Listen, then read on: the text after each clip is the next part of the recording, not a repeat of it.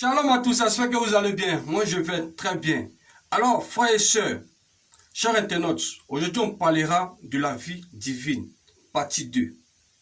On avait dit la vie divine, c'est la vie de Dieu. La vie divine, c'est vivre Dieu. Et la vie divine, c'est vivre les promesses rattachées à notre vie en Jésus-Christ.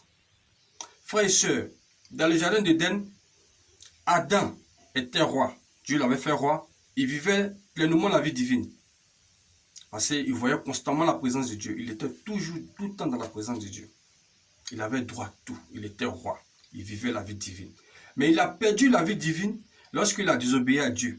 Là, le péché est entré dans le monde. Et ce n'est pas lui que le péché est entré. Donc, automatiquement, il a donné un droit légal à Satan de s'attaquer à la race humaine par son péché. Mais Dieu, dans son amour, il nous a tellement aimés, comme le dit dans le livre de Jean 3 au verset 16, car Dieu a tant aimé le monde qu'il a donné son Fils unique, afin quiconque croit en lui ne périsse point, mais ait la vie éternelle. Donc Dieu est venu nous racheter par son Fils Jésus-Christ pour nous donner la vie éternelle et la vie divine, sa vie. Sa vie. Donc c'est en nous rachetant qu'il nous donne sa vie. Donc, au préalablement, avant de bénéficier de la vie divine, il faut accepter Jésus d'abord comme Seigneur et Sauveur personnel. La vie divine nous permet de vivre une vie éternelle. Comme Dieu est éternel, il a son souffle en nous. De même que nous sommes aussi éternels. Nous quittons la terre est un passage obligatoire pour deux destinations, soit le paradis, soit l'enfer. Le paradis pour ceux qui ont la vie divine de Dieu. Mais ceux qui n'ont pas accepté le Seigneur Jésus, même ceux qui l'ont accepté, qui ne marchent pas selon ses commandements, selon ses principes, n'auront pas droit aussi au paradis. Vous comprenez? Donc Dieu nous exhorte, nous amène à vivre la vie divine sur quoi? Sur la terre et dans les cieux. Donc la vie divine est éternelle. Donc probablement marcher selon les principes de Dieu et accepter Christ comme Seigneur et Sauveur personnel. Le livre de Jean 10 au verset 10 dit, le voleur ne vient que dérober, égorger et détruire. Mais moi qui parle, c'est Jésus. Je suis venu afin que les brebis aient la vie et qu'elles soient dans l'abondance. Donc la vie divine, c'est vivre une vie abondante. Le voleur qui vient dérober, c'est Satan. Il est venu dérober en trompant Adam dans le jardin d'Éden. Mais là, Jésus est venu afin que ces brebis aient la vie, afin qu'elles soient dans l'abondance. Donc la vie divine, c'est vivre toutes les richesses en Jésus-Christ. C'est vivre toutes les promesses que Dieu nous a données en Jésus-Christ. Donc c'est vivre dans l'abondance et loin de la pauvreté. Ça peut arriver que tu peux passer des moments difficiles. Tout simplement parce que Dieu a fait Adam au préalablement roi. Adam avait tout bénéficié, il avait tout, mais il échouait. Donc Dieu peut te permettre de passer à des moments difficiles pour te forger, pour t'entraîner, pour t'équiper à des lendemains meilleurs et glorieux.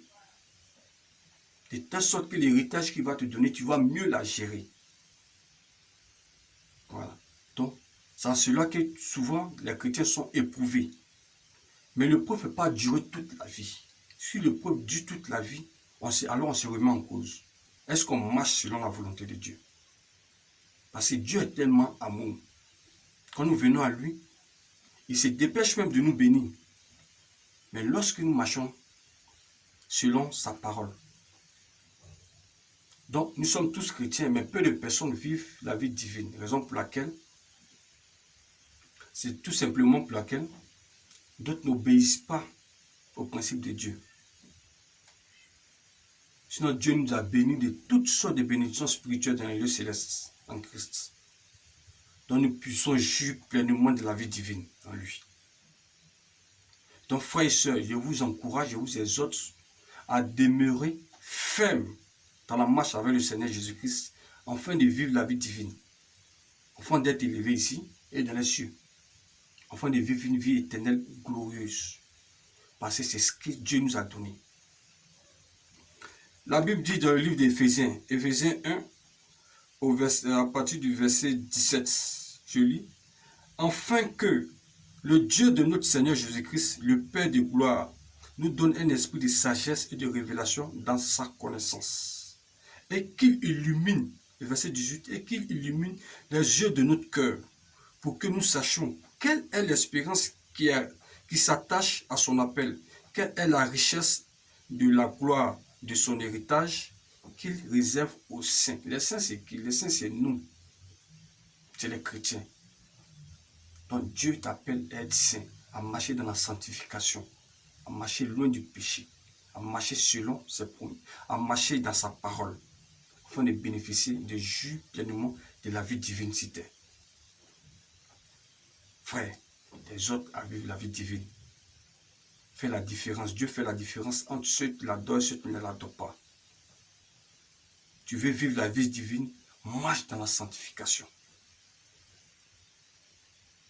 Marche dans la droiture du Seigneur. Ne marche pas à gauche et à droite.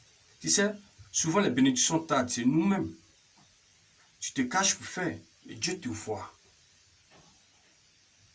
Aujourd'hui, je suis venu t'encourager à marcher selon la parole de Dieu. Pour que le Seigneur te visite, pour que aussi tu puisses vivre la vie divine. Que le Seigneur te bénisse. J'espère que tu as compris. À la prochaine. Si tu as aimé la vidéo, like, partage, là, ça peut aider un frère. Au revoir, bye bye, au revoir.